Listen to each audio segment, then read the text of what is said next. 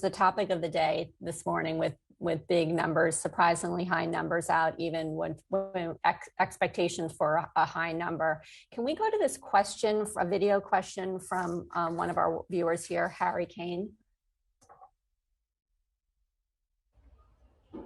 Well, hi, my name is Harry Kane, and my question is, as we're getting into an era full of the inflation risk, so what's your suggestion for us to improve our portfolio to deal with this inflation risk?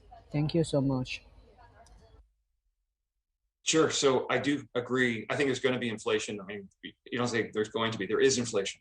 It's happening. There's wage. I mean, is that a debate between like business people who are experiencing rising prices and addressing it versus economists who are saying, "Oh, this is just temporary blips coming out of the pandemic"? I mean, where do you come down on that? Yeah, I think it's not temporary. First of all, it's hard to roll back wages once you roll them up. I mean, you go from 15 to 12. You know, So I would say we have a new baseline in terms of wages, sort of generally. You look at every commodity price, right?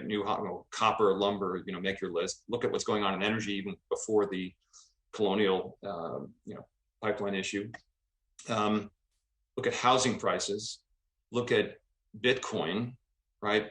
Everything is inflating, and that's driven by.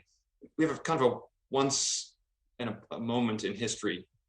Right, you have people emerging from a pandemic with the animal spirits that come from being locked in their homes, right? So that's dramatic. You have all of that hit. The vaccine rollout is actually in the U.S. certainly it's been fantastic. So you have a lot of people feeling being fully vaccinated, going back to their lives, and then you have the Trump stimulus, the Biden stimulus, infrastructure, an extremely accommodative Federal Reserve. And everything concentrated in a couple of quarters. So that is the Federal Reserve too accommodative, do you think? I think they're going to have to raise rates for sure. And I think, they adjusted their policy, in my view, just at the wrong time. A preemptive policy toward inflation, I think, is a better approach, particularly in a world where we have, massive stimulus, economic stimulus. Is it too much stimulus? I mean,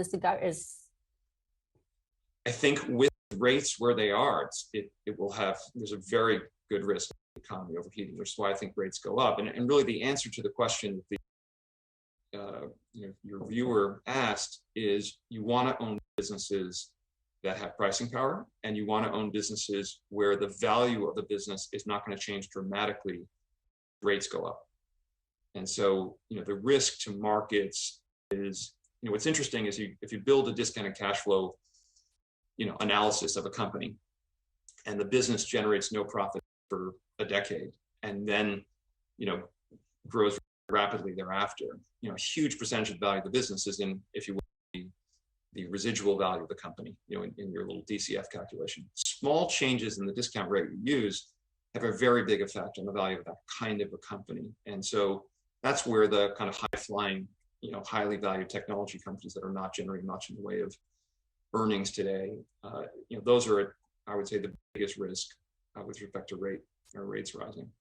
And you want to own businesses that can, raise prices to make up for their incremental input costs, whether that's labor or lumber. Okay, thanks.